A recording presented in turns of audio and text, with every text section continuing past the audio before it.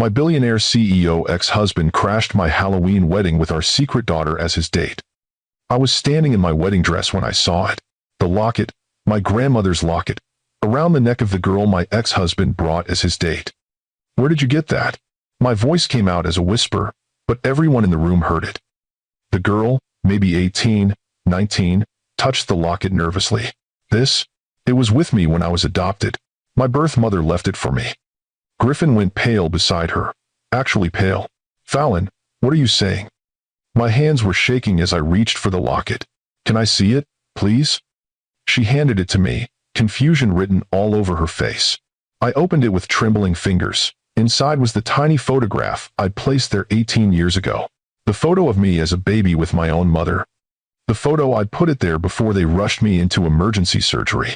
Before I nearly died. Before they took my baby. How do you know about my locket? The girl asked. I looked up at her. Really looked at her. Ice blue eyes. Griffin's eyes. My bone structure. Our daughter. Because I'm the one who put it there. 18 years ago. Right before they took you away from me. Have you ever had fate show up at your wedding in the cruelest, most perfect way possible? Have you ever discovered that the universe has been orchestrating a reunion you didn't see coming? This is the story of a Halloween wedding that never happened, and the family that found each other in the most impossible way. If you believe some coincidences are too perfect to be accidents, you need to hear this. Hit that like button right now, because what happens next will leave you speechless. But let me take you back to the beginning of this impossible day. Back to the moment when everything I thought I knew about my life was about to shatter and rebuild itself in ways I never imagined. The Willow Creek estate looked like something out of a Gothic fairy tale.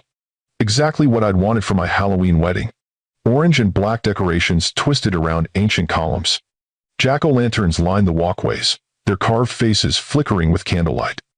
The grand ballroom had been transformed into an elegant haunted mansion, with black lace draping from the ceiling and deep purple flowers arranged in antique silver vases. I stood in the bridal suite on the second floor, looking at myself in the full-length mirror. My wedding dress was vintage ivory lace with long sleeves and a flowing train. My dark hair was swept up in an intricate updo, woven with small white roses. I looked like a Victorian bride, romantic, timeless, ready to marry Miles Thornton and finally move forward with my life. You look absolutely stunning. Thea, my best friend and maid of honor, appeared behind me in the mirror. She wore a deep burgundy dress that complemented the fall theme perfectly. Miles is going to lose his mind when he sees you. I smiled, but something felt off. A nervous energy I couldn't quite name. Do you think I'm making the right choice? Are you seriously asking me that 2 hours before you walk down the aisle? I'm serious, Thea. Miles is perfect. He's kind and stable, and he loves me. He knows about my past, about the baby I gave up, about how I've spent 18 years searching for her. He's accepted all of it. Thea moved to stand beside me, meeting my eyes in the mirror. But nothing. There is no but. I love Miles. I'm marrying Miles. This is the right choice. Then why do you look like you're trying to convince yourself? I turned away from the mirror. Because I'm 37 years old and this is my first wedding. Because I spent my 20s recovering from nearly dying, and my 30s searching for a daughter I couldn't find. Because Miles represents a future I thought I'd never have, and I'm terrified I'm going to mess it up. Thea grabbed my hands. Fallon Reed, you are the strongest woman I know. You survived something that would have destroyed most people. You built a career writing beautiful children's books that have touched millions of lives. You never gave up searching for your daughter, even when everyone told you it was hopeless. If you want to marry Miles, then marry him with your whole heart. But if there's doubt, if there's something holding you back, you need to be honest about it. There's nothing holding me back. The words felt like a lie even as I said them. Because the truth was, there had always been something holding me back. Someone, Griffin Hayes. The boy I'd loved when I was too young to understand what love really meant. The man who'd let his family pressure him into giving away our daughter. The ghost I'd spent 18 years trying to forget. A knock on the door interrupted my spiraling thoughts. Vera, the wedding planner, poked her head in. She was dressed as an elegant vampire, staying in theme with the Halloween celebration. Fallon, guests are starting to arrive. We'll begin seating in about 30 minutes. How are you feeling? Ready, I lied. Wonderful. Your groom is already downstairs. He looks very handsome in his suit." Vera smiled warmly and disappeared. Thea squeezed my hands. "Last chance to run away. I have a getaway car ready. We could be in Vegas by midnight." I laughed despite my nerves. "I'm not running, I'm doing this." "Then let's get you married." The next 20 minutes passed in a blur. Final touches to my makeup, adjusting my veil, practicing my walk in the heels that were already making my feet hurt. Thea running downstairs to check on final details while I stood alone in the bridal suite, trying to calm my racing heart. I thought about Miles. Sweet, dependable Miles who'd come into my life 3 years ago at a book signing. He bought 17 copies of my latest children's book for his nieces and nephews. We'd started talking about the story, about the theme of lost things finding their way home, and he'd asked me to coffee. That coffee had turned into dinner. Dinner had turned into a relationship. And a year ago, he proposed with a ring that had belonged to his grandmother. He knew my past, knew about Griffin, knew about the baby I'd given up when I was 19 and fighting for my life. Knew about the years I'd spent searching, hiring private investigators, hitting dead ends because of sealed adoption records. He'd held me through countless nights when the grief became too heavy. He'd never once made me feel broken or damaged. Miles was everything Griffin hadn't been. Present, committed, mature. So why did I feel like I was about to make the biggest mistake of my life? A commotion downstairs pulled me from my thoughts, raised voices, someone arguing with Vera. I moved to the window that overlooked the front entrance of the estate and felt my entire world tilt on its axis. Griffin Hayes stood at the entrance, looking exactly like he had 10 years ago when I'd last seen him, except more polished, more expensive. His dark hair was shorter, styled with care. He wore a black suit that probably cost more than most people's monthly rent, and on his arm was a young woman with long dark hair and a nervous smile. No, no, no, no. He couldn't be here. I hadn't invited him, hadn't spoken to him in a decade, hadn't even told him I was getting married. I watched as Vera tried to turn him away, watched as he said something that made her hesitate, watched as he pulled out what looked like an invitation from his jacket pocket. My hands started shaking. How did he get an invitation? How did he even know about the wedding? I needed to get down there. Needed to stop this before he ruined everything. I grabbed my dress and headed for the door, nearly tripping over my train in my rush. I took the stairs as quickly as my dress and heels would allow, my heart pounding so hard I could hear it in my ears. The entrance hall had filled with early arriving guests. People in elaborate Halloween costumes mixed with those in formal wear. I saw Miles's parents, dressed as elegant vampires to match the theme. I saw my editor and her husband. I saw cousins and friends and colleagues, and I saw every single one of them staring at the entrance where Griffin Hayes stood with a beautiful young woman on his arm. Griffin. His name came out harder than I'd intended. He turned, and our eyes met for the first time in 10 years. Something flickered across his face. Regret, maybe, or longing, or the same complicated mess of emotions I was feeling. "Fallon, you look beautiful. What are you doing here?" I was invited. He held up the invitation, and I recognized Thea's handwriting on the envelope. "Thea, my best friend had invited my ex. We were going to have words about this later." "I don't care what that says. You need to leave. We need to talk first." "We have nothing to talk about." The young woman beside him looked increasingly uncomfortable. Maybe I should just go. This was clearly a mistake. I glanced at her and felt something strange, a pull of familiarity I couldn't explain. She was stunning, probably 18 or 19, with features that seemed somehow familiar. High cheekbones, full lips, and around her neck hung a locket that made my breath catch. But I couldn't process that right now. Right now, I needed Griffin gone. "Yes," I said to the girl. "You should go. This isn't a good place for you to be." "Fallon, please." Griffin's voice was low, urgent. 5 minutes. Just give me 5 minutes before you marry someone else." "Before I marry someone else? You have no right to even have an opinion about who I marry. You gave up that right 18 years ago when you let your family take our daughter." The words hung in the air like smoke. Several guests gasped. I kept my past relatively private, and hearing it spoken aloud in my wedding venue felt like exposing a wound I'd spent years trying to heal. The girl's head snapped up. "What?" But I was focused on Griffin. "You need to leave. Now. before I have security remove you. I'm not leaving until you hear what I have to say. I don't want to hear anything you have to say. Miles appeared at my side, his hand gentle on my lower back. He was dressed impeccably in a charcoal suit with a burgundy tie that matched Thea's dress. His brown eyes were filled with concern and a protective anger I rarely saw from him. Is there a problem here? Griffin's jaw tightened. And you are? I'm Miles Thornton, Fallon's fiancé, the man she's marrying today. I'm going to have to ask you to leave. I'm not talking to you. I'm talking to Fallon. Well, Fallon doesn't want to talk to you. Miles's voice remained calm but firm. So I'm going to ask one more time. Please leave before this becomes unpleasant. Griffin looked at me, and I saw something desperate in his eyes. I've been searching for our daughter. For years, I've been searching. I hired investigators. I went through legal channels. I've spent hundreds of thousands of dollars trying to find her. And I can't. I can't find her, Fallon, and the thought of you marrying someone else? Of moving on completely while our daughter is still out there somewhere. I couldn't let that happen without trying one more time to make things right between us. My vision blurred with tears I refused to let fall. You want to make things right? 18 years too late. You want to make things right?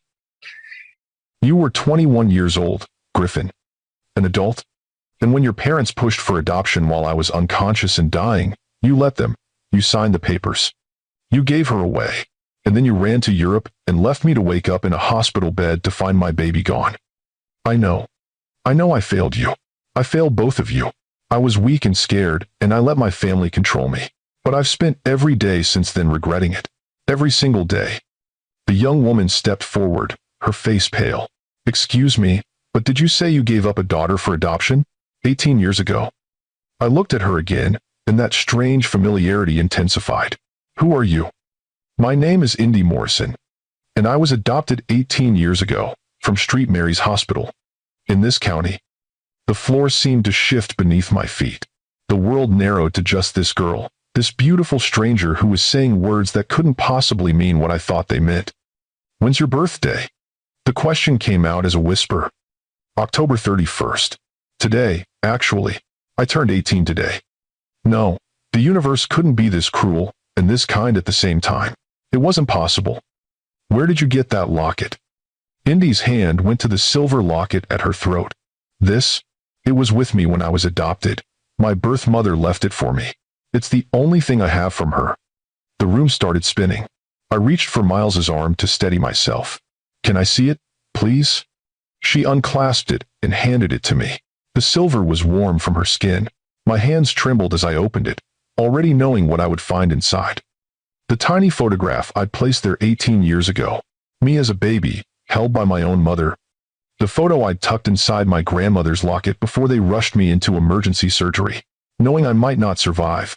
The last thing I'd been able to give my daughter before they took her away. How do you know about this? Indy asked. How do you know what's in my locket? I looked up at her through tears I could no longer hold back. Really looked at her, her eyes, those ice blue eyes that had haunted my dreams. Griffin's eyes.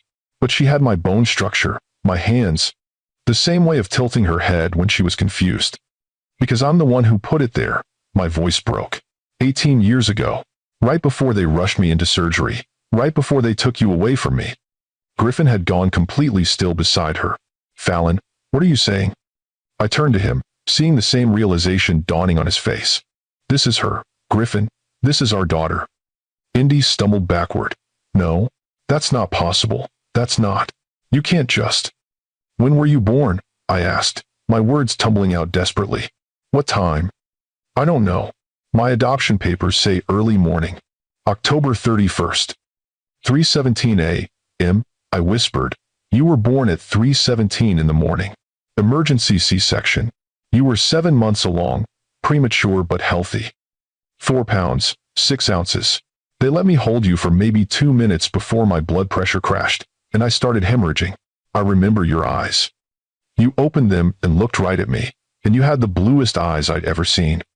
Indy's face had gone white. This isn't happening. Griffin's voice was hoarse. What hospital? St. Mary's, just like she said. That's where you were born? Yes, and I nearly died there. I was in ICU for 3 weeks. By the time I woke up, by the time I was conscious enough to fight, You'd already signed the adoption papers. Your parents had already finalized everything. She was already gone. The entrance hall had gone completely silent. Every guest was frozen, watching this impossible scene unfold. Griffin turned to Indy, and I watched him really look at her for the first time. I saw the moment he recognized himself in her features. The moment he understood what had just happened. Oh my God. His voice cracked. The girl I paid $500 to be my date to my ex's wedding is my daughter. You paid her? I stared at him in horror. Indy was shaking her head, backing toward the door. No, this is crazy. This is absolutely insane. I came here because my car broke down, and some random guy offered me money to be his wedding date, and I thought it would be fun and easy, and now you're telling me that random guy is my biological father and you're my biological mother and this is your wedding, and I just crashed it without even knowing, and this cannot be happening. She was spiraling. I could see it. The same way I'd spiraled when I'd woken up in that hospital bed and they told me my baby was gone. I moved toward her slowly, like approaching a wounded animal. Indy, that's your name? Indy. Indy Morrison. My parents, my adoptive parents, they named me Indiana after the state where my mom grew up, but everyone calls me Indy. Indy. I tested the name. It's beautiful. Tell me, do you have a birthmark? Crescent-shaped. On your left shoulder blade? Her eyes widened. How did you know that? Because I saw it. When they let me hold you, I traced it with my finger and thought it looked like a moon. I remember thinking I'd call you my moon baby. Tears were streaming down her face now. This can't be real. I've been searching for you for 18 years. I hired private investigators. I went through legal channels. I hit every dead end possible because the adoption was closed and sealed. But I never stopped looking. Never stopped hoping I'd find you. Griffin's voice was rough with emotion. I started searching 5 years ago. When I finally got sober enough to face what I'd done. What I'd lost. I thought if I could find her, if I could find you, maybe I could make amends. Maybe I could fix the worst mistake of my life. You can't just fix this. Indy's voice rose with panic and anger. You can't just show up and claim me because you recognize a locket and a birthmark. I have parents. I have a life. I came here looking for county records, not for this. You were looking for records? I asked. You were searching for us? I turned 18 3 months ago. I finally had legal access to request my adoption information, but it's all sealed. I've hit nothing but dead ends. I was on my way to the county clerk's office today to try again when my car broke down on the highway. Griffin spoke quietly. That's where I found her. On the side of the road with a dead battery. I stopped to help, and then I asked her to be my date to crash your wedding. Miles, who had been silent through all of this, finally spoke. I think we need to take this somewhere private. Everyone is staring, and this is clearly a family matter that needs to be discussed away from an audience. I'd almost forgotten Miles was there. Almost forgotten I was supposed to be marrying him in less than an hour. I looked at him, this good, kind man who'd signed up for my baggage, but probably not for this level of drama. Miles, I'm so sorry. He shook his head. Don't apologize. This is your daughter, Fallon. The daughter you've been searching for. We'll figure out the wedding later. Right now, you need to focus on this. Thea appeared at my elbow. Library. Now, it's private and away from the guests. She started ushering us toward a side hallway, running interference with curious onlookers. I followed in a daze, still holding Indy's locket in my hand. The locket I'd worn every day for 18 years until this morning, when Thea had convinced me to leave it in the bridal suite because it didn't match my wedding jewelry. The universe and its twisted sense of timing.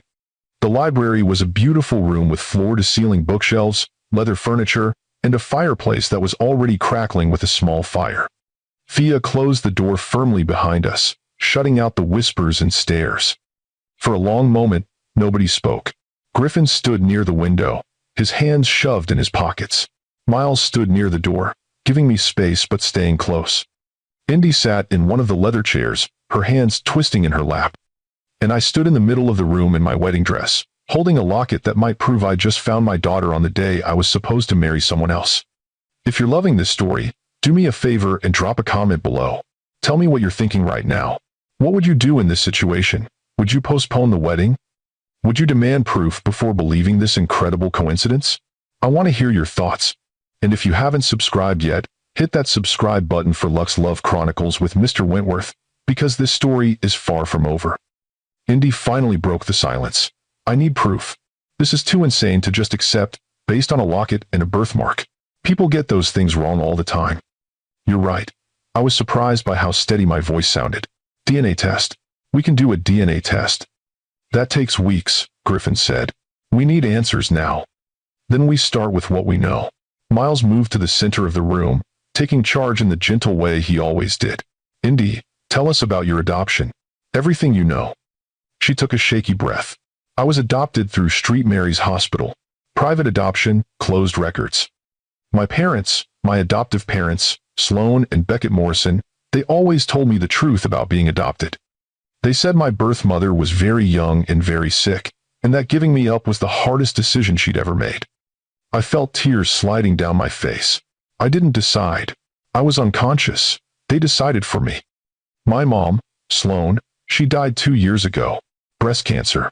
Before she died, she told me that if I ever wanted to search for my birth parents, she'd support it. She said she always knew this day would come. I'm sorry about your mother, I said softly. Truly, I'm not trying to replace her. I could never replace her. No. This is a lot to process. Griffin cleared his throat. What brought you to this area today? Of all the days, why today? The county records office. My adoption was filed in this county. I took a gap year after high school to save money and search. Today's my 18th birthday, and I thought maybe it was a sign. Maybe I'd finally get some answers. Then my car died, and this random guy pulled over to help, and he offered me $500 to be his date to a wedding, and I thought, why not?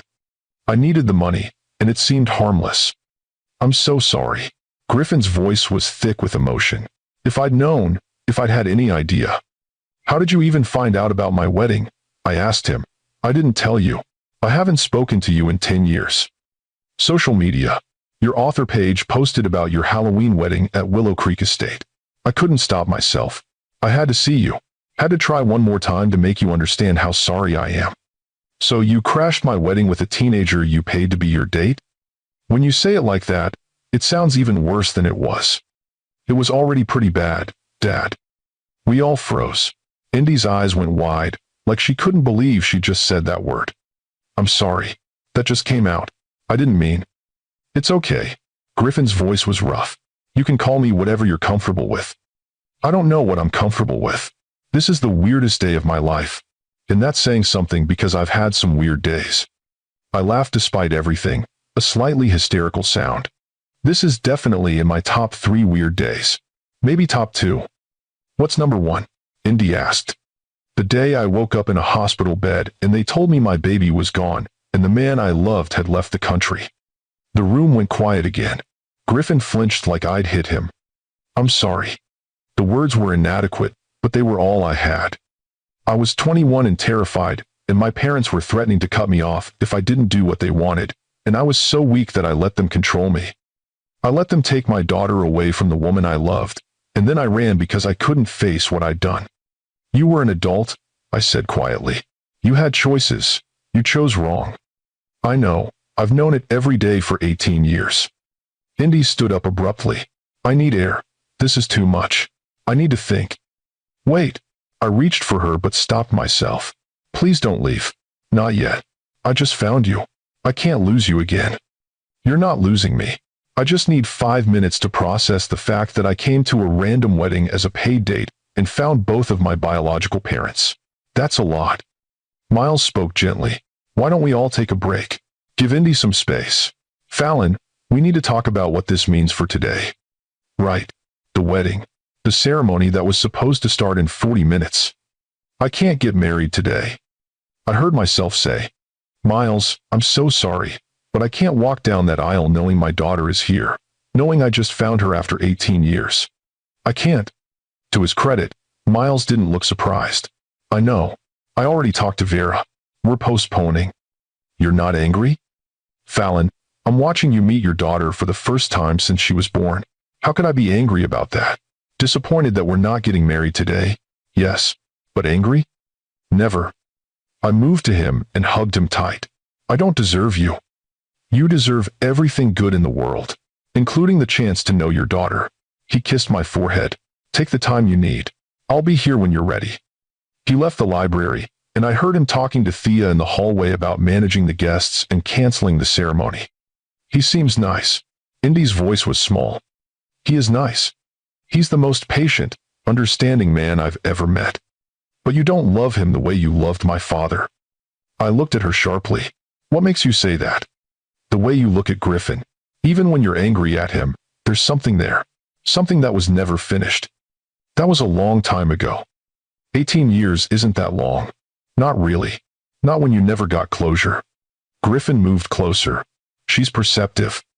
She gets that from you. She gets it from both of us. He studied Indy with wonder. Look at her, Fallon. She's got your creativity. Your empathy. I can see it. How would you know what I have? Indy challenged. You just met me. I know because I've spent the last 5 years researching adoption, studying genetics, trying to understand what I lost, and I can see my mother's stubborn streak in you. Fallon's artistic soul, my analytical mind. That's a lot to assume from one conversation. You're right. I'm sorry. I'm getting ahead of myself. Thea knocked and entered. Guests are informed. Wedding is officially postponed. I've arranged for the catering staff to set up the reception dinner anyway. We have all this food, and people are already here. Might as well feed everyone. That's actually not a bad idea, I said. We need to eat. We need to talk. And we might as well do it here. So we're having a wedding reception without a wedding? Indy asked. We're having a family dinner, I corrected. The first one we've ever had. The dinner was surreal. The estate staff had set up one of the smaller dining rooms instead of the grand ballroom, creating an intimate space for what had become a very different kind of celebration. The table was set for 6. Me, still in my wedding dress. Griffin, in his expensive suit. Indy, looking overwhelmed but curious. Miles, supporting me despite everything. Thea, managing details and running interference. And Cormac, Griffin's younger brother, who'd apparently been among the wedding guests and had been summoned to join us. So let me get this straight. Cormac said as appetizers were served. You paid a random girl $500 to crash your ex's wedding, and that random girl turned out to be the daughter you've been searching for. That's the summary, yes, Griffin said dryly. That's either the best luck or the worst luck I've ever heard. I haven't decided which yet, Indy muttered. I watched her push food around her plate. She hadn't eaten much. Too overwhelmed, probably. I wanted to reach across the table and hold her hand, but I held back. She needed space. She needed time. Tell us about yourself, I said gently. Your life, your family, what you like to do. She looked up, surprised. You want to know about me? I've wanted to know about you for 18 years. I've imagined 1,000 different versions of who you might be. I want to know the real you. She set down her fork. I grew up in Portland. My parents, Sloan and Beckett, they were great, really loving. They never hid the adoption from me. I always knew. What was it like? Your childhood? Normal, I guess. Happy. Mom was a teacher. Dad's an accountant. We didn't have a lot of money, but we had enough. I took art classes. Played soccer for a while, but wasn't very good. I like to read.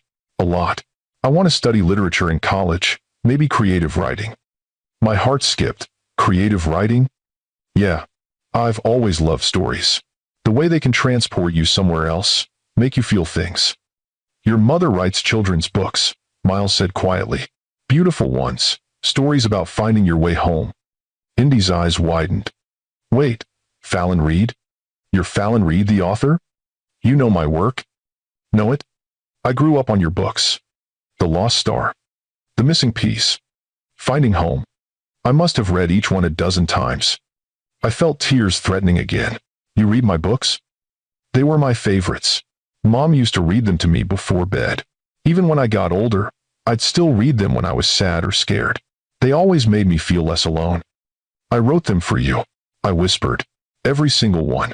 I was writing to the daughter I couldn't find, trying to tell you that I was looking for you, that you weren't forgotten. The table went silent. Even Cormac, who usually had a joke for everything, looked moved. The dedications, Indy said slowly. They all say for the one I'm waiting for. That was me? That was always you. She pulled out her phone with shaking hands. I have something to show you. I was going to use it to help identify my birth parents if I ever found any leads. She scrolled through her photos and handed me the phone. The image showed a small scar on her abdomen, just below her ribs. The adoption papers mentioned a surgery when I was 3. Emergency appendectomy. I thought maybe it could help identify me if I found you. I nodded. I called the hospital every week for a year, checking on you. They couldn't give me details because of the adoption, but they confirmed you'd had surgery. I sent money anonymously to cover the costs. That was you? I didn't have much. I was working 2 jobs and going to school, but I sent when I could. Griffin had gone pale. I didn't know about the surgery. My parents never told me. Your parents cut you out of the loop the day you left for Europe? I said, unable to keep the bitterness from my voice. They made sure the adoption was airtight, made sure I couldn't fight it, made sure we could never find her. But here she is anyway, Thea said softly. Despite everything they did to keep you apart, here she is. Fate, Miles murmured. Or destiny, or whatever you want to call it. Indy was studying me across the table. Can I ask you something? Anything. Why didn't you try to fight the adoption, even after you woke up? I'd known this question would come. I'd been preparing for it for years. Because by the time I was conscious and coherent enough to understand what had happened, you were already placed with a family. The adoption was finalized. My lawyer told me that fighting it would mean years of legal battles that would only hurt you. You'd be pulled between families, subjected to investigations and testimonies. I was 19, barely surviving, working 3 jobs to pay medical bills. Griffin's family had unlimited resources and unlimited lawyers. I couldn't win, and even if I could, what kind of life could I give you? I was sick and broke and alone. So you let me go. I let you have a chance at a stable, loving home, which it sounds like you had. I did. Mom and Dad were amazing. But there was always this hole, you know? This wondering about where I came from, who I looked like, why I was given up. You weren't given up because we didn't want you, Griffin said firmly. You were given up because I was a coward who let my family bully me into making a decision I've regretted every day since. And I was too sick to fight, I added. But not wanting you was never part of the equation. I wanted you so much. I still want you. Even though I'm basically a stranger? You're my daughter. You'll never be a stranger. Indy's eyes filled with tears. I don't know what to do with all of this. It's too big, too much. Then we take it slow, I said. We don't have to figure everything out tonight. We just have to decide if we want to try. If you want to get to know us. Both of you. Both of us, Griffin confirmed. Separately or together, whatever you're comfortable with. She looked between us. Were you in love? When you had me? I glanced at Griffin, and our eyes met across the table. Yes, I said quietly. We were very much in love. What happened? Life happened, Griffin said. And I wasn't strong enough to fight for what mattered. But you're here now, Indy pointed out. Crashing weddings, searching for me. That takes a different kind of strength. Too little, too late. Maybe not. She took a deep breath. I want to try, getting to know you both. I want to understand where I come from. But I need time, and I need to talk to my dad first. Beckett. He's been struggling since Mom died. Finding out I located my birth parents is going to be hard for him. Of course, I said quickly. Take all the time you need. We're not going anywhere. Can I have your numbers? Both of you?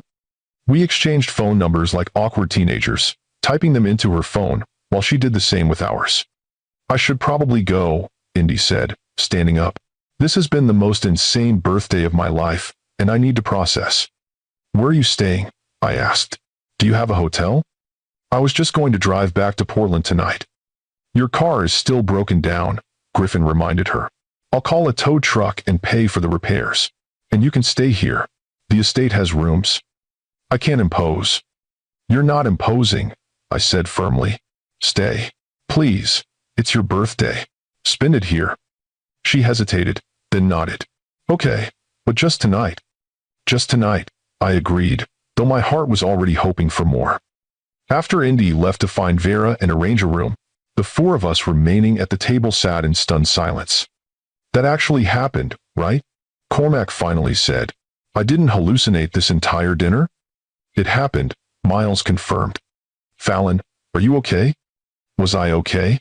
I just found my daughter. The daughter I'd been searching for since she was born. The daughter I'd written books for and dreamed about and mourned. And I'd found her because my ex-boyfriend crashed my wedding with her as his date. I don't know, I said honestly. I think I'm in shock. You should change out of that dress, Thea suggested gently. And maybe we should all get some rest. This has been a very long day. She was right. It was barely 8 p.m., but I felt like I'd lived a year in the last few hours. Miles walked me back to the bridal suite. We didn't talk much. What was there to say? The wedding we planned for a year was canceled. My ex was back in my life. And my daughter, my missing daughter, was sleeping somewhere in this same building. I'm sorry, I said as we reached the suite door. Stop apologizing. This isn't your fault. I'm supposed to be your wife right now. And instead, you're a mother reuniting with her child. Fallon, if you could have chosen, would you have picked the wedding or finding Indy? That's not fair. It's completely fair. Answer the question. I looked at him, this good man who deserved better than my complicated mess of a life. I would have chosen Indy. Every time. I know. That's why I'm not angry. That's why we're postponing, not canceling. You need time to figure this out. To build a relationship with your daughter. To process whatever unfinished business you have with Griffin. I don't have unfinished business with Griffin. Miles gave me a look that said he knew I was lying. I'll be at my apartment when you're ready to talk. Really talk. About what this means for us. He kissed my cheek and left, and I stood in the hallway feeling like the worst person in the world. Inside the bridal suite, I carefully removed my wedding dress and hung it in the garment bag. It felt symbolic somehow. This dress was supposed to represent my future. Instead, it was just an expensive reminder of a wedding that hadn't happened. I changed into comfortable clothes and was about to turn off the lights when my phone buzzed. A text from an unknown number. Thank you for tonight. For listening. For not pushing. This is Indy, by the way. I probably should have led with that. I smiled through fresh tears and typed back. Thank you for giving us a chance. Sleep well. 3 dots appeared, then disappeared, then appeared again. Finally, a message came through. I read your books to feel connected to someone I'd never met. And it turns out that someone was actually you. That's kind of beautiful and kind of heartbreaking at the same time. I wrote them hoping you'd somehow find them. Hoping you'd know you were loved even if I couldn't tell you in person. Mission accomplished. Good night, Fallon. Good night, Indy. Happy birthday. I set down my phone and let myself cry. Really cry. For the first time in 18 years, I cried with relief instead of grief. She was here. My daughter was here. And tomorrow, I'd start getting to know her. Whatever happened with Miles, whatever complicated mess I had to sort through with Griffin, none of it mattered as much as this. I'd found my daughter, and nothing would make me let her go again. Outside my window, I could see the Halloween decorations glowing in the darkness. Jack-o'-lanterns still flickering. Orange lights still twinkling. The wedding that didn't happen had left behind a celebration that was waiting for a different kind of joy. And somewhere in this same building, my daughter was going to sleep under the same roof as her birth parents for the first time since she was born. Fate had a twisted sense of humor. But tonight, I was grateful for every strange twist that had led us here. Tomorrow, we'd start figuring out what came next. Tonight, I'd just hold on to the miracle of having found her at all. If this story has touched you in any way, I need to hear from you. Drop a comment and tell me what you're feeling right now. Tell me what you think Fallon should do. Should she give Griffin another chance? Should she still marry Miles? What would you do if you found your long-lost child on your wedding day? Your thoughts matter to me. I read every single comment. And if you haven't already, please subscribe to Lux Love Chronicles with Mr. Wentworth. Share this story with someone who believes in the power of destiny. Because this journey is far from over, and you won't want to miss what happens next. I woke up to sunlight streaming through the windows of the bridal suite and the disorienting realization that I should have been waking up as Mrs. Miles Thornton. Instead, I was still Fallon Reed, children's book author and newly reunited mother to a daughter I just met yesterday. Yesterday. Had it really only been yesterday? It felt like a lifetime had passed since I'd stood in my wedding dress and recognized my grandmother's locket around a stranger's neck.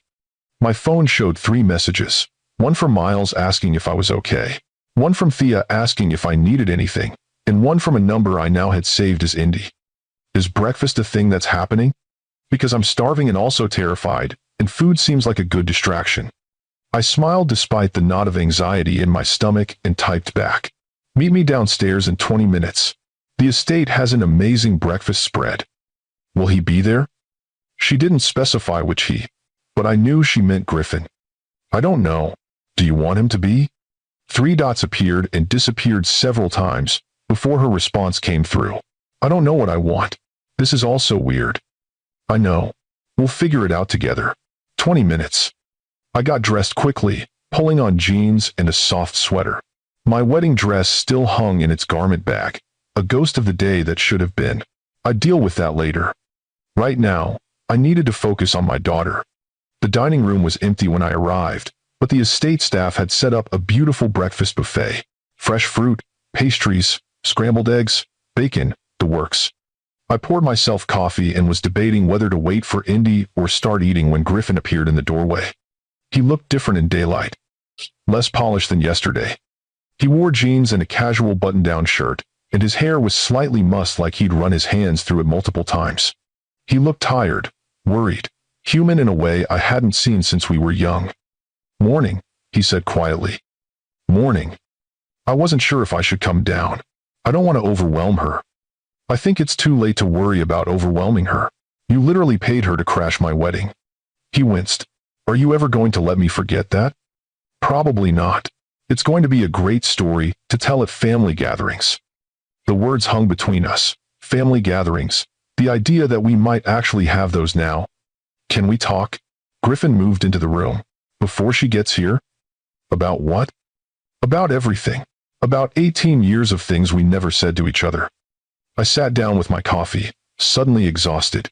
I don't know if I'm ready for that conversation. When will you be ready? Because we need to figure out how this is going to work. How we're going to co-parent a daughter who's already an adult. How we're going to be in each other's lives without destroying each other. We don't have to be in each other's lives. We can coordinate separately with Indy. Is that really what you want?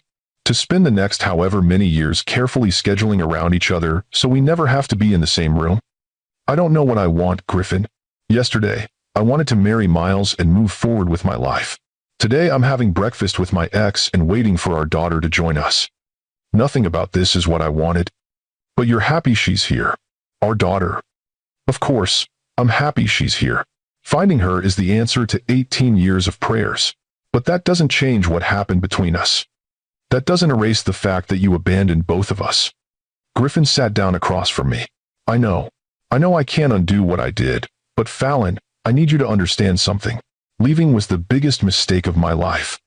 Not standing up to my parents, letting them push through that adoption, running away to Europe instead of staying and fighting for you. I've regretted it every single day. Regret doesn't fix anything.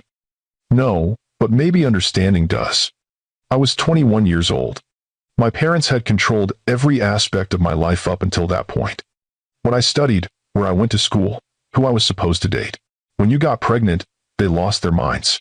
You weren't from the right family. You didn't have the right connections. They saw you as a mistake I needed to fix. I'm aware of how your parents felt about me. But you don't know what they did. The threats. They told me they'd cut me off completely if I stayed with you. No money, no support, no family. And I was weak enough to care about that. I was weak enough to let them manipulate me into thinking I was doing the right thing. The right thing would have been staying. I know that now. I didn't know it then. I was a kid playing at being an adult, and when real adult problems showed up, I ran. I studied him across the table. There were lines around his eyes, now that hadn't been there when we were young, gray threading through his dark hair. Evidence of years I hadn't witnessed. What changed? Why did you start searching for her 5 years ago? He was quiet for a long moment. I hit rock bottom. After Europe, I came back and threw myself into work.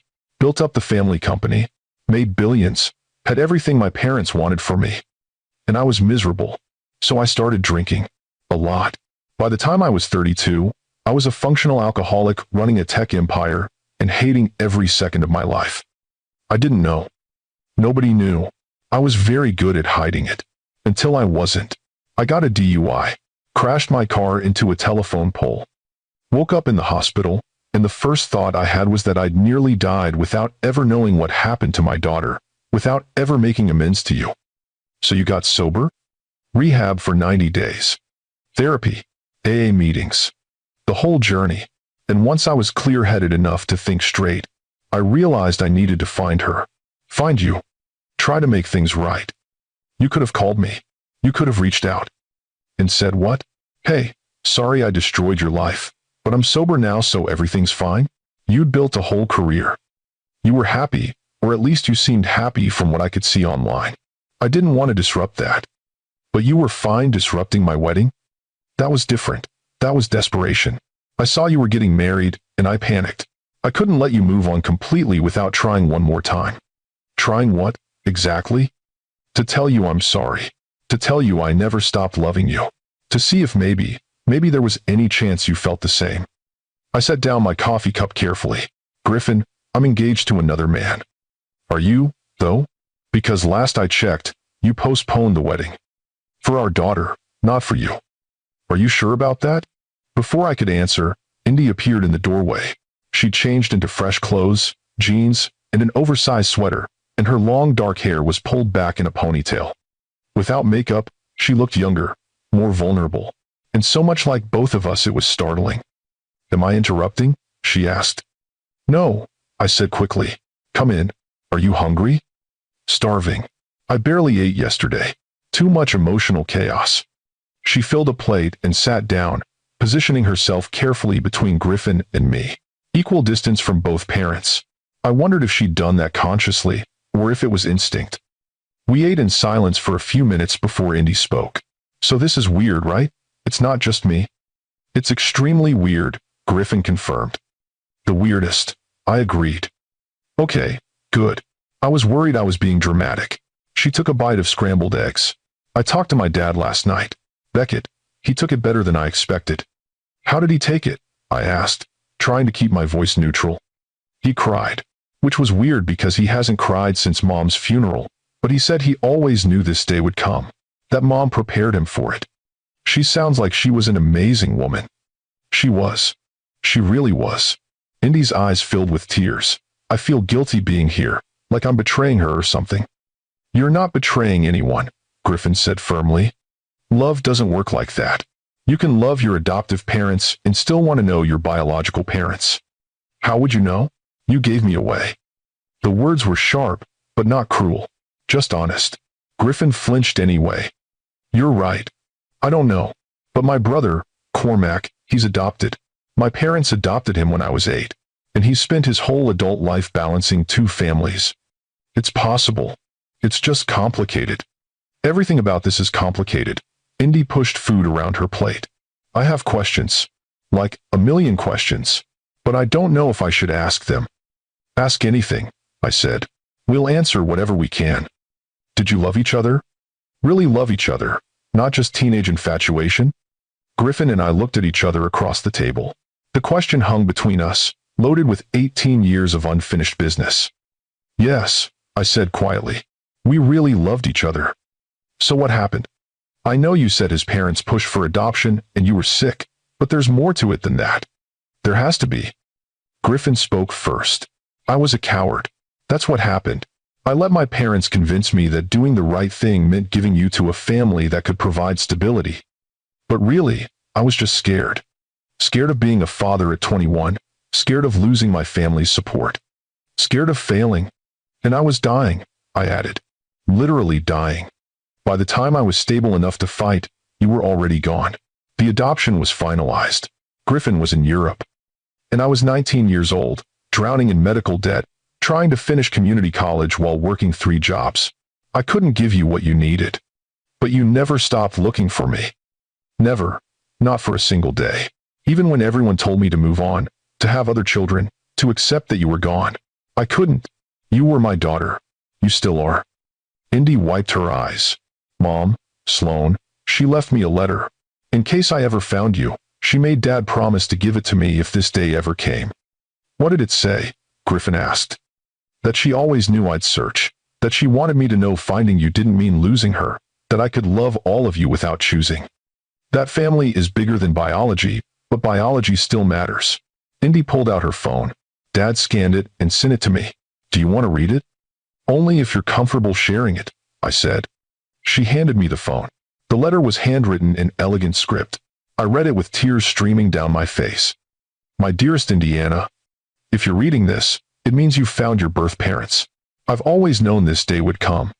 From the moment we brought you home from the hospital, I knew you'd eventually want to know where you came from. I want you to know that I'm not threatened by this. I'm not hurt. I'm grateful that somewhere out there, a young woman loved you enough to carry you even when she was dying. Grateful that she left you pieces of herself, like that beautiful locket you treasure. Grateful that she's been searching for you, because your father and I tracked her down years ago, just to know you were wanted. Yes, sweetheart. We found her. Fallon Reed. We never contacted her because the adoption was closed, and we promised not to interfere.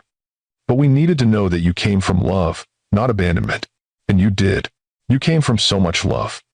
Your birth mother wrote children's books about lost things, finding their way home. I bought every single one and read them to you. I wanted you to hear her voice, even if you didn't know it was hers. I wanted you to feel connected to her somehow. If you found her, if you found them both, I want you to embrace it. Learn about where you came from. Build relationships with your biological family. You're not betraying me. You're becoming whole. I love you more than words can express. Being your mother has been the greatest joy of my life, and I'll be with you always, even if I'm not there physically. Love all of them boldly, my darling girl. There's room in your heart for everyone. All my love, always. Mom. I handed the phone back to Indy with shaking hands. She knew about me? Apparently. Dad said they hired an investigator when I was 5. They wanted to make sure I wasn't abandoned or unwanted. When they found out you'd been searching for me, Mom insisted on buying all your books. That's why you knew my work. That's why I grew up on your stories. She was connecting us without breaking the adoption agreement. Griffin was crying openly now. She sounds like an incredible person. She was. And she'd be happy about this. About me finding you both.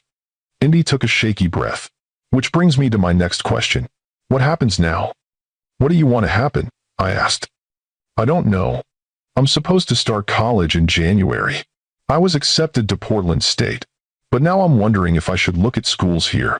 Close to you both. Is that crazy? It's not crazy, Griffin said. But it's also a big decision. You shouldn't upend your life just because you found us. Why not? You both upended your lives looking for me. That's different. How? Griffin didn't have an answer for that. I think. I said carefully that you should take your time. Visit schools in the area if you want. But don't make any permanent decisions right now. Everything is still too new, too raw. That's what Dad said, Beckett. He said to take it slow. Not rush into anything. He sounds like a smart man. He is. He's been lost since Mom died, but he's trying. And he wants to meet you, both of you, eventually. He said he wants to thank you for giving me life, even though you couldn't give me a life. I felt like someone had reached into my chest and squeezed my heart. We'd like to meet him too. My phone buzzed, a text from Miles. I'm at the estate. Can we talk? I looked up to find both Griffin and Indy watching me. Miles is here, I said. The groom who wasn't, Indy observed. He has a name. I know. I'm just processing the fact that you were literally minutes away from marrying someone else when you found me. That has to be messing with your head. Everything about the last 24 hours is messing with my head. Griffin stood up. I should go. Give you privacy. You don't have to leave. Yes, I do. You need to talk to your fiancé without me hovering. Are you still engaged? Indy asked. Or did postponing the wedding change that? I don't know. That's what we need to talk about. After Griffin left, Indy studied me with those two perceptive eyes. Do you love him, Miles? Yes. He's a good man. That's not what I asked. I asked if you love him. It's complicated. That's what people say when the answer is no, but they don't want to admit it. When did you become so wise? I read a lot of your books. The ones about following your heart even when it's scary. I laugh despite everything, using my own words against me. That's definitely something my daughter would do. The words hung in the air. My daughter. I'd said it so casually, but it felt monumental. Indy's eyes filled with tears again. You can call me that, You know, your daughter. I don't mind. I didn't want to assume. Well, you can assume. Biologically, it's true. Emotionally, we'll have to build that. But I'm open to it. I reached across the table and took her hand. She let me. Her fingers were cool and slim, and holding them felt like holding a piece of my heart that had been missing for 18 years. Thank you, I whispered, for giving us a chance. Thank you for never giving up on me. We sat like that for a long moment before Indy pulled her hand back. You should go talk to Miles. He drove all the way here, and I should probably call my dad again. He's been texting me every hour to make sure I'm okay. Will you still be here when I'm done? I'm not going anywhere. Yet. I found Miles on the terrace where Griffin and I had stood just yesterday. Had it really only been yesterday? It felt like a lifetime ago. He was looking out over the estate grounds, his hands in his pockets. He looked tired, sad, but not angry. Miles never got angry. Hi, I said quietly. He turned, and his face softened when he saw me. Hi, how are you holding up? I don't even know. How are you holding up? I've been better. I spent last night explaining to 300 guests why the wedding was postponed. My mother thinks you're having cold feet. My father thinks there's more to the story. And I know the truth is probably somewhere in the middle. I'm sorry. For all of this. Stop apologizing. You found your daughter, Fallon. That's incredible. I'm not angry about that. But. He sighed and moved to sit on one of the terrace benches.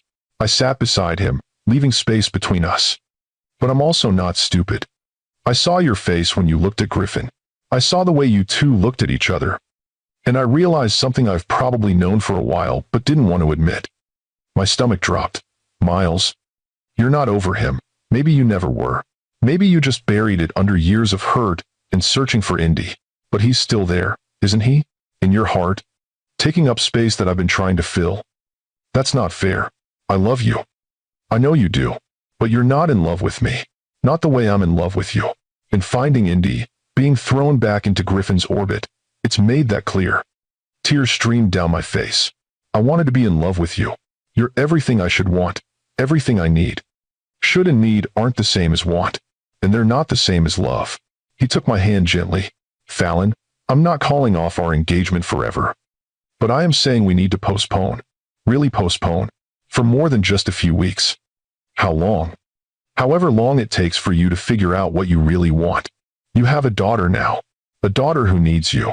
A daughter who's going to bring Griffin into your life, whether you want him there or not. You need to figure out how to navigate that before you can marry me. What if I decide I want to marry you anyway? Then I'll be waiting. But Fallon, I need you to really decide. Not just default to me because I'm safe. Not just choose me because Griffin hurt you. I need you to choose me because you can't imagine your life without me. Because you love me more than you're scared of being hurt again. And if I can't? His voice was thick with emotion. Then we'll both survive. It'll hurt like hell, but we'll survive. I leaned my head on his shoulder, and he put his arm around me. We sat like that for a long time, not talking, just being. Two people who'd built something real but maybe not something strong enough to withstand the earthquake of my past showing up. I really did want to marry you, I finally said. I know, and maybe someday you still will. But not today. Not until you're sure. You're too good for me. I'm exactly good enough for you. The question is whether you're ready for someone who's good for you. He kissed the top of my head and stood up. I'm going to go. Give you space to figure things out. But Fallon, don't let fear make your decisions. Don't choose or not choose Griffin based on what happened 18 years ago. That was a different version of both of you. Figure out who you both are now. After he left, I sat alone on the terrace and let myself fall apart. Because Miles was right. About everything. I wasn't over Griffin. I just convinced myself I was. And now, with him back in my life and our daughter bringing us together, I had to figure out what that meant. Did I still love him, or did I just love the memory of who we used to be? And more importantly, could I risk my heart on him again after he destroyed it once before? I didn't have answers, but I knew I couldn't move forward with Miles until I did. My phone buzzed, a text from Indy. Dad wants to video call and meet you both. Are you up for that? I wiped my tears and typed back. Give me 5 minutes. 5 minutes to pull myself together. 5 minutes to shift from heartbroken fiancé to reunited mother. 5 minutes to figure out how to present myself to the man who'd raised my daughter when I couldn't. The video call happened in the library, the same room where we discovered the truth yesterday. Indy sat between Griffin and me on the couch, her laptop open on the coffee table. When the call connected, a man in his mid-50s appeared on the screen. He had kind eyes and graying hair, and he looked at Indy with such clear love it made my chest ache. "Hi, Dad," Indy said softly. "Hi, sweetheart. How are you doing?" "I'm okay. Overwhelmed, but okay." She gestured to us. "These are my birth parents, Fallon Reed and Griffin Hayes." Beckett Morrison studied us through the screen. I couldn't read his expression. Was he angry, resentful, grateful? "Mr. Morrison," I started, "I want to thank you for raising our daughter, for loving her, for giving her the life we couldn't." His eyes filled with tears. "Miss Reed, you don't need to thank me. Indy has been the greatest blessing of my life. My wife and I, we couldn't have children of our own. When we got the call about a baby girl who needed a home, it felt like a miracle." "It was a miracle," I said. "For both of us, you gave her stability and love. I'll never be able to repay that." "You don't need to repay it. You gave her life. I just got to live it with her." Griffin cleared his throat. "Mr. Morrison, I'm the one who signed the adoption papers, who let my family push for a closed adoption. I'm responsible for keeping us all apart. I'm sorry for that." Beckett was quiet for a moment. "My wife, Sloane, she always said that everyone in Indy's story was doing the best they could with impossible circumstances. You were 21 and scared. Miss Reed was dying. We were desperate for a child. None of us were villains. We were just people trying to survive." "Your wife sounds like she was very wise," Griffin said. "She was. She prepared me for this day, made me promise not to be threatened or angry, made me promise to support Indy in building relationships with you." He looked directly at the camera. "I'm keeping that promise. But I need you both to promise me something too." "Anything," I said. "Don't hurt her. She's been through enough loss. Her mother died 2 years ago. She's still healing from that. If you're going to be in her life, be all in. Don't make promises you can't keep. Don't let her down." "We won't," Griffin and I said in unison. "Good, because she deserves the world.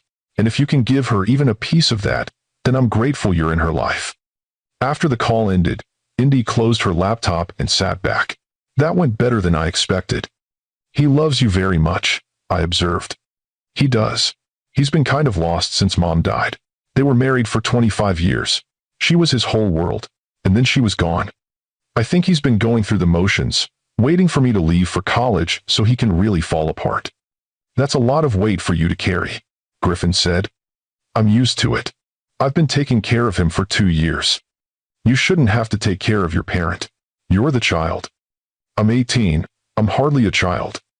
"You're my child," I said, "no matter how old you are. And children shouldn't have to be their parents' emotional support." Indy looked at me with surprise. "Is that what your books are about? All those stories about kids being braver than adults?" "Maybe. I wrote them when I was young and scared, and trying to survive. Maybe I was writing about the child I gave up. Maybe I was writing to her. Maybe both. I read The Lost Star when I was 7. It's about a star that falls from the sky and spends years trying to find her way back home. The other stars never stop looking for her. They shine brighter every night, hoping she'll see them and find her way back. I remember writing that one. You were 7. I was 26. I'd been searching for you for 7 years with no luck. I needed to believe you'd find your way back to me somehow. And I did. 18 years later, in the weirdest way possible, I did." Griffin had been quiet, but now he spoke. "The universe has a strange sense of timing." "Or perfect timing," Indy countered. "Maybe this needed to happen exactly this way. Maybe I needed to be 18 and independent. Maybe you both needed to be who you are now instead of who you were then." "When did you get so wise?" I asked. "I read a lot, and I've had to grow up fast the last 2 years." The rest of the morning passed in a blur of conversation. Indy told us about her childhood, her friends, her dreams of studying literature. Griffin and I shared pieces of our lives, carefully editing around the pain and regret. We were all being so careful with each other, like walking on glass. One wrong step could shatter the fragile thing we were building. Thea appeared around noon with news that most of the wedding guests had checked out. but she'd arranged for the estate to remain available for the weekend if we wanted to stay. "You should stay," she said to me. "All of you. Take the time to get to know each other without the pressure of the outside world." "What about the cost?" I asked. "Already handled. Griffin paid for it." I looked at Griffin, who shrugged. "It's the least I can do. We need this time. All of us." So we stayed. We spent Saturday afternoon walking the estate grounds, talking and laughing and occasionally crying. We had dinner together in the small dining room, and it felt almost normal. Almost like a family. That night, after Indy went to bed, Griffin and I found ourselves alone on the terrace again. It was becoming our spot, this place where hard conversations happened. "Thank you for staying," he said. "I know this is probably the last place you want to be. Actually, it's exactly where I need to be. With our daughter, getting to know her. She's incredible. More incredible than I could have imagined. She is, and we missed everything. First words, first steps, first day of school. All of it. But we're here now. We get to be part of her life going forward." I leaned against the terrace railing. "Griffin, can I ask you something?" "Anything." "Why did you really crash my wedding? Was it really about one last attempt to apologize, or was it something else?" He was quiet for a long moment. "Honest answer? Please." "I crashed your wedding because I couldn't stand the thought of you marrying someone else, because even after 10 years, I've never stopped loving you. Because I saw your engagement announcement, and it felt like losing you all over again." "Griffin, I know I have no right to feel that way. I know I'm the one who left, who let you go. But Fallon, you've been it for me. Every relationship I've had since you has been a poor substitute for what we had, and I couldn't let you marry Miles without telling you that. That's not fair. You can't just show up after 18 years and declare you're still in love with me. Why not? It's the truth. The truth is complicated. The truth is you destroyed me. You let your parents take our daughter. You ran away when I needed you most. Love doesn't erase that. I know it doesn't. But maybe we could build something new. Not what we had before, but something better. Something stronger. For Indy's sake, if nothing else. Don't use our daughter as an excuse." "I'm not. But she's going to be part of both our lives now. We're going to have to figure out how to coexist. Wouldn't it be better if we could actually be civil? Maybe even friends?" "Friends," I repeated. "Is that really what you want?" He moved closer. "No. I want more than that. I want everything we should have had. But I'll take whatever you're willing to give me. I can't do this right now.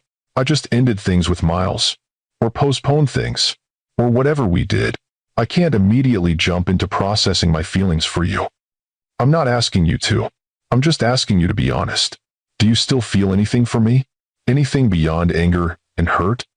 I looked at him in the moonlight. This man who'd been my first love and my greatest heartbreak. Did I still feel something? Yes.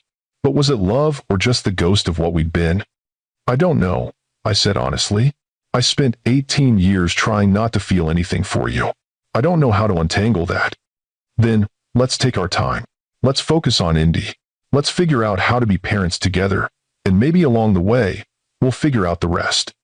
And if we don't, if we figure out we're better apart, then at least we'll know. At least we'll have tried." Before I could respond, my phone buzzed. A text from Indy. "Can't sleep. Too much in my head. Are you both awake?" I showed Griffin the message. "Looks like our daughter needs us." Our daughter. I don't think I'll ever get tired of hearing that. We found Indy in the library, curled up in one of the big leather chairs with a book. She looked young and vulnerable, and my heart ached with love and loss and the strange joy of getting a second chance. "Hey," she said when we entered. "Sorry to interrupt whatever you were doing." "We were just talking," Griffin said. "About me?" "About everything. What's keeping you up?" She set down her book. "I keep thinking about all the what-ifs. What if you'd fought the adoption? What if Griffin had stayed? What if we'd found each other years ago? What if my car hadn't broken down yesterday?" "That's a lot of what-ifs," I said gently. "I know. But I can't stop thinking about them. About all the different ways our lives could have gone." Griffin sat in the chair across from her.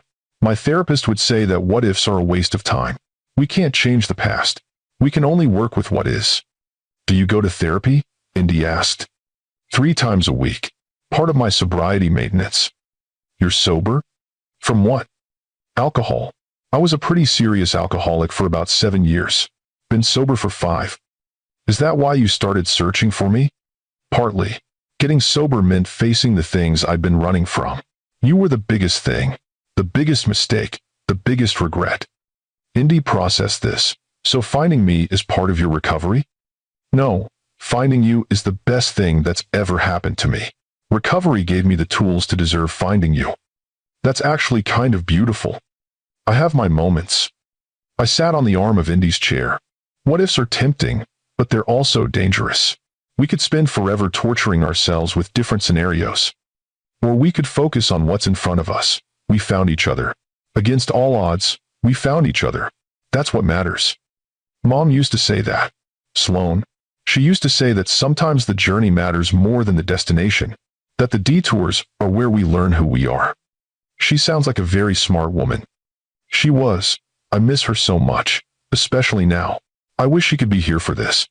I wish I could have met her, to thank her for loving you. Indy wiped her eyes.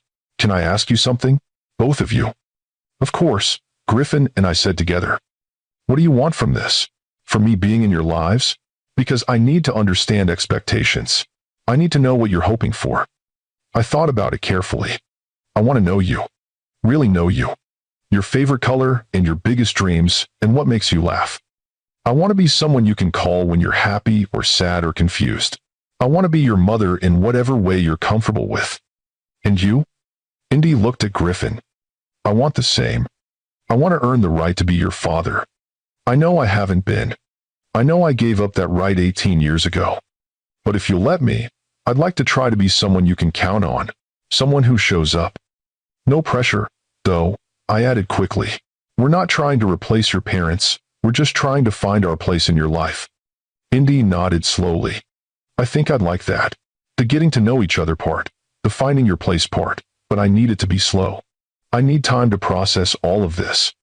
We have all the time in the world, Griffin assured her. What about you two? Indy asked. Are you going to get back together? We don't know, I said honestly. We have a lot of history to work through. But you loved each other once. Maybe you could again. Maybe. But that's not something we can rush. Mom always said that love isn't something you fall into. It's something you build. Like a house. You need a strong foundation or it'll collapse. Your mom was very wise, Griffin said. She really was. I wish you could have known her. We stayed up until nearly 2 in the morning, talking and sharing stories. Indy told us about her childhood, about family vacations to the coast and holiday traditions, and the way her mother used to sing off-key while cooking. Griffin and I shared carefully edited versions of our own childhoods, finding common ground in our stories. By the time we all went to bed, something had shifted. We were no longer strangers connected by biology. We were people building something. What that something would become, we didn't know yet. But it felt like the beginning of something real. Sunday morning, we had breakfast together one more time before reality intruded. Indy needed to get back to Portland. Her car had been repaired and delivered to the estate. Griffin and I both needed to return to our lives, our jobs, our responsibilities. When can I see you again? I asked as we stood by Indy's car. Soon. I'll text you both. We can figure out schedules. You're welcome to visit anytime, Griffin said. I have a house in the city with plenty of room. And my place is smaller, but you're always welcome, I added. I know. Thank you. For everything. For not giving up on finding me. For being willing to try this. I hugged her carefully, still afraid she might disappear if I held too tight. Thank you for giving us a chance. Griffin hugged her next, and I saw tears in his eyes. Drive safely. Text us when you get home. I will. And hey, this was the weirdest birthday I've ever had, but also kind of the best. Only kind of? I teased. Okay, definitely the best. Weird, but the best. We watched her drive away, standing side by side in the estate driveway. When her car disappeared from view, I felt Griffin reach for my hand. I didn't pull away. We found her, he said quietly. We did. After 18 years, we found her. What happens now? Now we figure out how to be parents to an adult daughter. How to build relationships that were supposed to start 18 years ago. How to fit into her life without disrupting it. And what about us? I looked at him, this man who'd been my first love and my greatest heartbreak. The man who'd crashed my wedding and inadvertently brought our daughter back into our lives. I don't know yet, but I'm willing to find out. That's all I'm asking for. A chance. Just don't waste it. Don't let me down again. I won't. I swear on everything I am, I won't. We stood there for a long time, holding hands in the driveway of a wedding venue where I'd almost married someone else. Where instead of becoming a wife, I'd become a mother again. Where fate had intervened in the strangest, most perfect way. My phone buzzed. A text from Indy. Made it to the highway. Thank you again for everything. I'll call you both this week. Love you. Is it weird that I said that? I typed back with my free hand. Not weird at all. Love you too. Griffin was reading the same message on his phone. She said love you. She did. We're the luckiest people in the world. We are. We really are. As we packed up to leave the estate, Thea found me in the bridal suite. My wedding dress still hung in its garment bag, a ghost of the day that should have been. What are you going to do with that? She asked. I don't know. Save it maybe. In case Miles and I figure things out. Do you think you will? Honestly, I don't know. He deserves someone who's all in, someone who's not carrying around this much baggage. Baggage that just turned into your daughter. That's not baggage, Fallon. That's your life. Maybe, but it's also complicated. Griffin is back in my life now, whether I want him there or not. Do you want him there? That's the question I need to answer. Thea hugged me tight. Whatever you decide, I'm here. Team Fallon, always. Even when I'm a disaster? Especially when you're a disaster. That's when you need friends the most.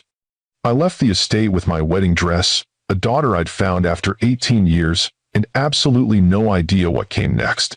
But for the first time in a long time, I felt hopeful. Not about romance or marriage or any of the things I'd thought I wanted. Hopeful about being a mother, about building a relationship with a daughter I'd never stopped searching for, about the possibility that family could be reclaimed even when it seemed lost forever. If this story has touched you, I need to hear from you. Drop a comment and tell me what you think. Should Fallon give Griffin another chance, or is he too broken to trust? Should she work things out with Miles, the safe choice? What would you do if you found your long-lost child and had to navigate 2 men and 18 years of complicated history? Share this with someone who believes in second chances and the power of fate. And please subscribe to Lux Love Chronicles with Mr. Wentworth, because this story isn't over, not by a long shot. 6 months passed. 6 months of regular visits with Indy, of carefully building a relationship that felt more real with each passing week.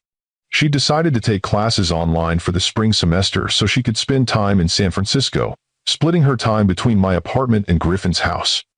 Beckett visited once a month, and we developed a cautious friendship built on our shared love for Indy. He and I would have coffee while she spent time with Griffin, and he'd share stories about her childhood that I treasured like gold. Griffin and I were careful with each other. We co-parented beautifully, coordinating schedules and sharing responsibilities, but we didn't talk about us. We didn't address the feelings that simmered under every conversation. Until Indy forced the issue. It was a Sunday afternoon in March. We were all at Griffin's house for dinner, something we'd started doing weekly. Indy was in the kitchen helping Griffin cook while I set the table. Domestic. Normal. Exactly what we'd never gotten to be 18 years ago. Okay, I can't take it anymore. Indy announced, emerging from the kitchen with a wooden spoon in hand. You two need to deal with your feelings. What feelings? I asked innocently. Don't play dumb.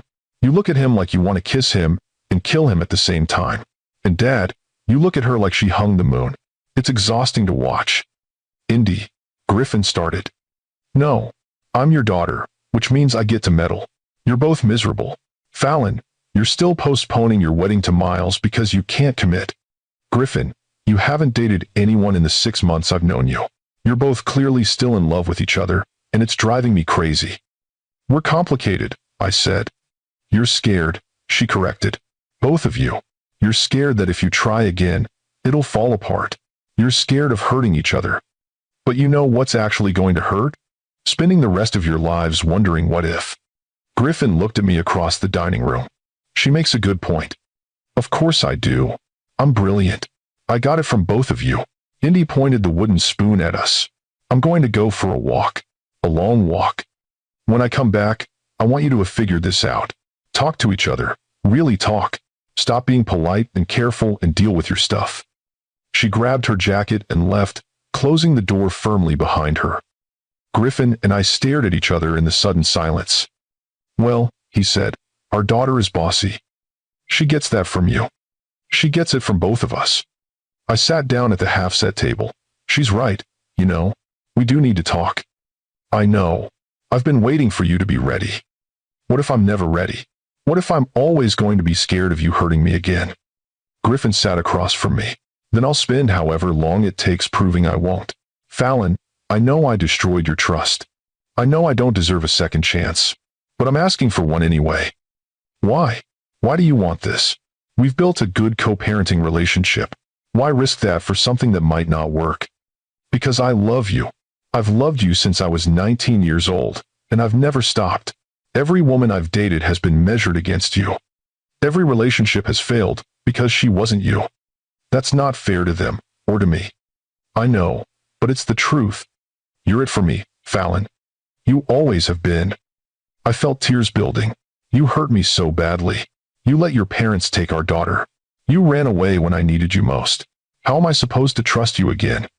"By giving me the chance to show you I'm not that scared 21-year-old anymore. I've done the work. I've faced my demons. I've been sober for 5 years. I've been in therapy. I've learned what matters and what doesn't. And you matter. You and Indy are the only things that matter." "What about Miles? He's been nothing but patient and kind. Don't I owe him something?" "You owe him honesty. And the honest truth is that you're not in love with him. You love him, but you're not in love with him. If you were, you'd have rescheduled the wedding by now." He was right. I'd been holding Miles at arm's length for 6 months, using Indy and the complexity of the situation as an excuse. But really, I was just scared to commit to him when my heart was still tangled up with Griffin. I'm scared. I admit it. I'm terrified that if I let myself love you again, you'll leave. Or your family will interfere. Or something will go wrong, and I'll end up broken again. Griffin reached across the table and took my hands. "I can't promise nothing will ever go wrong, but I can promise I won't run. I can promise I'll fight for you, for us, for our family. I can promise that if we do this, I'm all in." "What about your parents? The ones who forced the adoption?" "I haven't spoken to them in 3 years. When I got sober, I realized how toxic they were, how they controlled every aspect of my life. I cut them off. They don't get to be part of my life or Indy's life." "You cut off your parents for us?" "I cut them off for me, because I couldn't heal while they were still trying to control me. But yes, part of it was protecting any potential relationship with you and Indy. They don't get to hurt my family again." "Your family," I repeated softly. "You and Indy, you're my family, the only one that matters." I looked at our joined hands on the table. His were larger than mine, scarred from some accident he'd told me about once. But they were steady, strong, holding mine like he'd never let go. "If we do this," I said slowly, "we do it right. Therapy, communication, complete honesty, no running when things get hard." "Agreed. Anything you need." "And we take it slow. I need to officially end things with Miles. I need time to adjust to this shift. As slow as you need. I've waited 18 years. I can wait a little longer. And if it doesn't work, if we try and realize we're better as friends, then we'll figure it out. For Indy's sake, if nothing else. But Fallon, I think we owe it to ourselves to try. We never got a real chance the first time. We were too young, too pressured by outside forces. This time, we can do it right." "Okay," I heard myself say. "Okay, let's try." Griffin's face broke into the biggest smile I'd seen from him in 18 years. "Yeah? Yeah. But I'm serious about taking it slow. And if you hurt me again, I won't. I swear on everything I am, I won't." He stood up and pulled me to my feet, and before I could think too hard about it, he kissed me. Soft at first, tentative, like he was afraid I might disappear. But when I kissed him back, it deepened into something that felt like coming home. When we finally pulled apart, we were both crying. "I missed you," he whispered. "Every day for 18 years, I missed you. I missed you too. Even when I hated you, I missed you." The front door opened, and Indy called out, "Is it safe to come back, or are you still being emotionally constipated?" We laughed, breaking apart but staying close. "It's safe," Griffin called back. "We figured it out." Indy appeared in the doorway, grinning. "Does that mean you're together?" "We're trying," I said. "Taking it slow but trying." "Finally, do you know how exhausting it's been watching you two dance around each other? I was about to lock you in a room until you worked it out." "How would you have locked us in a room?" Griffin asked. "I don't know. I was working on it. But this is better. Less kidnapping involved." I pulled Indy into a hug. "Thank you for pushing us. That's what daughters do. We meddle and push and force our parents to deal with their stuff." "I love you," I said. "So much. I love you too, both of you. My weird, complicated, finally getting their act together parents." That night, after dinner and dishes and long conversations, after Indy went home to Beckett who was visiting for the week, Griffin walked me to my car. "Thank you for giving me another chance," he said. "Thank you for becoming someone worthy of one. I'll call you tomorrow." "I'd like that." He kissed me goodnight, gentle and sweet, and I drove home feeling lighter than I had in years. The next day, I met Miles for coffee. He deserved the truth, delivered in person, with honesty and respect. "You're ending it," he said before I could speak. "How did you know?" "I've known for months. I just hoped maybe I was wrong." He smiled sadly. "It's Griffin, isn't it? It's a lot of things. But yes, partly. I'm not in love with you, Miles. I love you, but I'm not in love with you. And you deserve someone who is." I appreciate the honesty. It doesn't make it hurt less, but I appreciate it. "I'm sorry. I really am. You've been nothing but wonderful. But I'm not him, and I can't compete with 18 years of history and a daughter you share." He reached across the table and squeezed my hand. "I hope he deserves you this time. I hope he's learned from his mistakes." "I think he has. But time will tell. It always does." We parted as friends, or at least as friendly exes. He was hurt but gracious, kind but honest. Everything he'd always been. Driving home, I felt sad about losing what we'd had, but relieved to have clarity. No more limbo. No more postponed wedding, just a clean break and the freedom to move forward. 1 year later, on Halloween, Griffin and I stood in the same estate where everything had changed. But this time, we were here for a celebration. Indy's 19th birthday, and our 1-year anniversary of actually being together. The estate was decorated again, but not for a wedding. For a family party, Indy had invited friends from Portland and San Francisco. Beckett was there, chatting with Thea and Cormac. Even Miles had come, bringing his new girlfriend, a kind elementary school teacher who made him laugh. "This is nice," Griffin said, his arm around my waist. "All of us together. It really is. Who would have thought a year ago that we'd end up here? Fate, destiny, our meddling daughter. Probably all three." Indy found us near the dessert table. She wore a vintage dress that reminded me of the wedding gown I'd never worn, and she looked radiant. "Thank you for this," she said. "For all of it. For finding each other again. For building this family. Thank you for being brave enough to get in a car with a stranger who offered you money," I said. "Best $500 I ever made," she laughed. "Even if it was the weirdest transaction of my life." "I still can't believe that happened," Griffin said. "The odds of me picking up my own daughter on the side of the road. Mom would say it was meant to be, that some things are too perfect to be coincidence." "She was right," I said. "Some things are just fate." As the party continued around us, as friends and family mingled and laughed, as the Halloween decorations glowed in the evening light, I thought about the journey that had brought us here, the heartbreak and loss, the years of searching, the wedding that didn't happen, the daughter who appeared at exactly the right moment. Sometimes the worst moments of our lives are actually the beginning of our best ones. Sometimes what looks like an ending is really a beginning in disguise. Sometimes the family you're meant to have finds you in the most unexpected ways. And sometimes, the love you thought you'd lost forever is actually just waiting for the right moment to come back. Griffin pulled me close and kissed my temple. "Happy? Happier than I ever thought I'd be." "Me too. And Fallon? I'm never letting you go again. Just so we're clear." "Good, because I'm not going anywhere." Indy made a gagging sound nearby. "Okay, you two are adorable, but also gross. There are children present." You're 19, Griffin pointed out. I'm your child. Therefore, a child. And I don't need to see you being all lovey. Too bad, I said, pulling Griffin in for a real kiss. We're making up for 18 years of lost time. And I'm going to need therapy to recover from watching this, Indy laughed. But she was smiling. We were all smiling. This weird, complicated, perfect family we'd built from the ashes of what had been lost. Later that night, after the party wound down and guests departed, the three of us sat on the terrace where so many important conversations had happened. I have something to tell you both, Indy said, sounding nervous. What's wrong? I asked immediately. Nothing's wrong. I just wanted you to know that I'm transferring to Berkeley in the fall. I applied and got accepted. I'll be close to both of you. Griffin and I looked at each other, then back at our daughter. You're moving here? I asked. If that's okay. I love Portland, but my family is here now. Both families. Dad, Beckett, is thinking about moving down too. He met someone at one of your events, actually. Another widower. They've been talking. That's wonderful, Griffin said.